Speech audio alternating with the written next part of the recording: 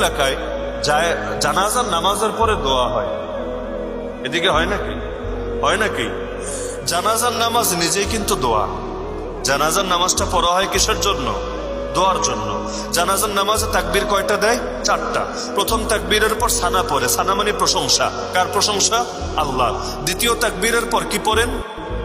দুরূদ শরীফ। দুরূদ শরীফ পড়েন কার নামে? রাসূলুল্লাহ সাল্লাল্লাহু আলাইহি ওয়াসাল্লামের নামে। তৃতীয় তাকবীরের পর কি করেন? দোয়া করেন। তাহলে আগে সানা পড়লেন, এরপর দুরূদ পড়লেন, এরপর দোয়া করলেন। এই সিরিয়ালটা কেন বোঝেন? কারণ দোয়া কবুল হওয়ার জন্য সবচাইতে আসান তরিকা হলো যেই দোয়ার শুরুতে এবং শেষে আল্লাহর প্রশংসা থাকে, নবীর শানে দুরূদ থাকে, ওই দোয়া আল্লাহ ফিরায় না, আল্লাহ তাআলা কবুল করে। তো এই কারণে তৃতীয় তাকবীরের পর আমরা মাইয়িতের জন্য দোয়া করি। খালি কিন্তু মাইয়িতের জন্য দোয়া না, জীবিতদের জন্য দোয়া করি। আল্লাহুম্মা গফির লিহাইয়িনা ওয়া মাইয়িতিনা, হে আল্লাহ ক্ষমা করো কাকে? লিহাইয়িনা মানে আমাদের মধ্যে যারা জীবিত আছে তাদেরকে, ওয়া মাইয়িতিনা এবং যে মরে গেছে তাকে। মরার দোয়া পরে, জিন্দার দোয়া কিন্তু আগে। উপস্থিত অনুপস্থিত সকলের জন্য দোয়া করা হয়। ওয়া শাহিদিনা ওয়া গায়িবিনা, শাহিদ মানে উপস্থিত, গায়িব মানে অনুপস্থিত। ছোট বড় সবার জন্য দোয়া হয়। ওয়া সাগীরিনা ওয়া কাবীরিনা, সাগীর মানে ছোট, কাবীর মানে বড়। নারী পুরুষ সবার জন্য দোয়া হয়। ওয়া যাকারিনা ওয়া উনসানা, যাকার মানে পুরুষ, উনসা মানে নারী। এই যে এত সুন্দর একটা দোয়া করা হয়। তো দোয়াটা শেষ, চতুর্থ তাকবীর দিল, সালাম ফেরালো, হুজুর এবার একটু দোয়া করেন, বলে না? তো ভাই এতক্ষণ কি হলো? বলবে এতক্ষণ তো নামাজ হলো। আচ্ছা নামাজে কি হলো, কি হয়েছে এটা তো আর পাগলে বোঝে নাই, কারণ আরবিতে বলেছে তো মাথার উপর দিয়ে গিয়েছে। এখন আমরা হলাম জাতিগতভাবে বাঙালি, এজন্য বাংলায় শুনলে মন ভরে, বাংলায় না শুনলে মন ভরে না। এজন্য একটা সুবিধার দিকও আছে।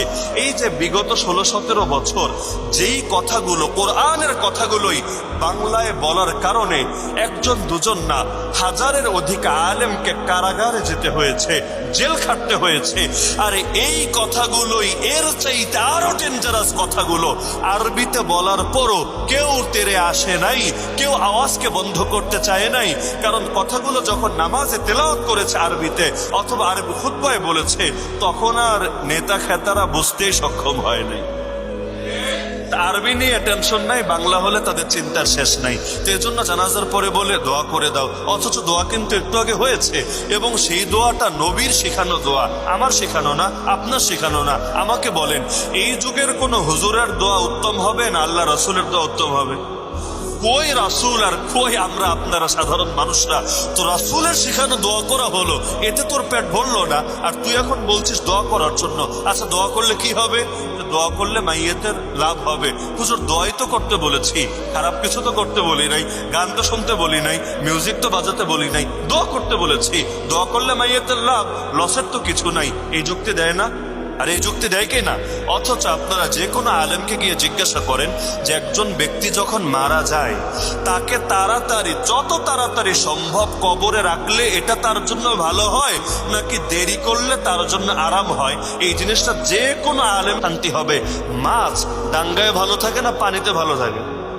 মাছ যদি উঠিয়ে ডাঙ্গায় স্বর্ণের বিছানার উপরেও ওকে সুন্দর করে আপনি সিট দিয়ে দেন, এতে আরামে থাকবে নাকি জলাশয়ের পানিতে সে আরামে থাকবে?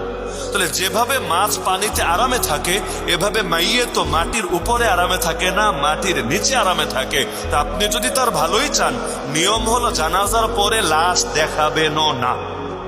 লাশ দেখানোর চ্যাপ্টার নামাজের আগে, নামাজের পরে না। নামাজ শেষ, যত তাড়াতাড়ি সম্ভব তাকে নিয়ে আপনি মাটির নিচে দাফন করবেন। আর দাফন করার পরে যত মনে চায় দোয়া করেন, কোনো সমস্যা নাই। দোয়া যদি আপনার ভান্ডার ফুরিয়ে যায়, ইউটিউব থেকে ডাউনলোড করেন, ডাউনলোড করে এটাকে আপনি প্লে করে দেন। করার পর আপনি ওইটার সঙ্গে আমিন আমিন আমিন বলে তাল মিলান। আরে দোয়া করতে করতে 10 ঘন্টা কাটায় দেন, ব্যাপার না। ও তখন যদি দোয়া করেন এটাতে কেউ আপত্তি করবে না। কিন্তু লাশটাকে মাটির উপরে রেখে কষ্ট দিয়ে দিয়ে নবীর শেখানো দোয়া করার পরে অযথায় আবেগ দেখানোর কোনো দরকার। আল্লাহ রাসূলের জামানায় যদি এরকম দোয়া না হয়, এই যুগে এমন দোয়া করাটা কি দরকার? আবেগ দিয়ে কি শরিয়ত চলে নাকি? এই যে আমাদের তথাকথিত সুন্নি ভাইয়েরা আছে না একদল, নামে সুন্নি আসলে সিন্নি, যাই হোক। তো এই যে আমাদের সুন্নি ভাইয়েরা অনেক আমল আবিষ্কার করে নিয়েছে না, যে আমল কোরআনেও নাই, যে আমল হাদিসেও নাই, যে আমলের উপর উম্মতের ইজমাও নাই, যে আমলের কথা ইমামরা বলেও যান নাই, নিজেরা আবিষ্কার করেছে, এমন আমল আছে কিনা? এগুলো নিয়ে যদি আমরা তাদেরকে ধরি, ভাই দলিল দাও তো, আমিও করবো, আমিও করতে রাজি আছি। কারণ অনেক কিছু এমন যেগুলো করলে লাভ আছে আমাদের। মনে করেন জিলাপি খাওয়া, জিলাপি খেতে মজা না? টাঙ্গাইলের চমচম খেতে যেমন মজা, পোড়াবাড়ির চমচম খেতে যেমন মজা, জিলাপি খেতে কি মজা না? আরে ভাই, যাদের ডায়াবেটিস তারাও তো মানবেন যে জিলাপিতে মজা আছে।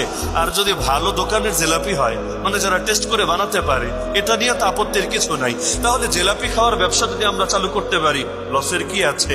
আর আপনি আসবেন, একটু মাথায় হাত বুলিয়ে দিব আর পকেটে খালি হাত ঢুকাবো। কেন ঢুকাবো বুঝতেই তো পারছেন। এভাবে নিবো আর ঢুকাবো, নিবো আর ঢুকাবো, এতে কি আমার লস না লাভ? আরে প্রতিদিন যদি এভাবে 100 জনের থেকেও নিতে পারি, বছর শেষে হিসাবটা তো বিশাল এক হিসাব, দুদকও তো টেনশনে পড়ে যাবে, এত বড় এক হিসাব হবে। তাহলে আসলে তো আমাদের দিক থেকে লাভ। তাহলে ওরা যে কাজগুলো করে, দলিল থাকলে আমরাও করি, সমস্যা কোথায়? লাভ তো, হুজুর হিসাবে আমার তো লাভ। কিন্তু যখন জিজ্ঞাসা করি, ভাই দলিল দাও তো, এমন পাগলামি কোথাও বলে, হুজুর এটার জন্য দলিল লাগে না, সহি দলিল লাগে না, সহি দিল থাকলেই চলে। মানে এমন একটা দিল লাগবে, এটা মেড ইন ইন্ডিয়া না, মেড ইন জাপান না, মেড ইন চায়না না, মেড ইন জিনজিরা, আল্লাহ ভালো জানে। এমন একটা দিল লাগবে, ওই দিলটা সহি আর কি। সহি দিল থাকলে সহি দলিল আর লাগবে না, সব কিছু বৈধ হয়ে যাবে। এরকম সহি দিল দিয়ে কত কিছুকে যে মানুষ বৈধ সাব্যস্ত করে। হুজুররা আপনার মসজিদে ফতোয়া দিবে, শালীর সঙ্গে পর্দা ফরজ, তাই না? দেবরের সঙ্গে পর্দা ফরজ, অমুক আর তমুক আত্মীয়ের সঙ্গে পর্দা ফরজ, অমুক তমুক কাজিনের সঙ্গে পর্দা ফরজ। ফতোয়া দেয় না কি দেয় না? ফতোয়া দেওয়ার পরে বাসায় গিয়ে বলে, না এই হুজুরটা ভালো না, এই হুজুরের মনে ডিস্টার্ব আছে, মনে সমস্যা আছে, এদের মন খারাপ, এজন্য সবকিছুরে খারাপ ভাবে দেখে। না হলে শালি তো ছোট বোনের মতোই, আরে দেবর তো ছোট ভাইয়ের মতোই। এখানে এসে হুজুরদের ধর্মরে টানা লাগে না, ইসলাম এত কঠিন না। এগুলো বাঙালি হুজুরদের বাড়াবাড়ি। বলে না কি বলে না? আরে বলে না কি বলে না? এমনকি দেখা যাবে বহুত নামাজি লোক, বহুত রোজাদার লোক, ইসলামের বহুত বিধান মানে, কিন্তু বাড়িতে আপনি যদি লক্ষ্য করেন, দেখবেন এই লাইনগুলোতে পর্দাপশিদা ঠিকভাবে রক্ষা করে না। এদের দলিল কি জানেন? দলিল হলো না, আমাদের দিল ভালো, আমাদের মন ভালো, আমাদের পিওর একটা মন আছে।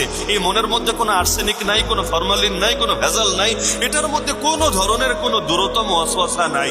এটা দিয়ে সবকিছুকে বৈধ করে ফেলে। আরে বুঝলাম বেডি অথবা বেডা, তোর মন ভালো, কত ভালো!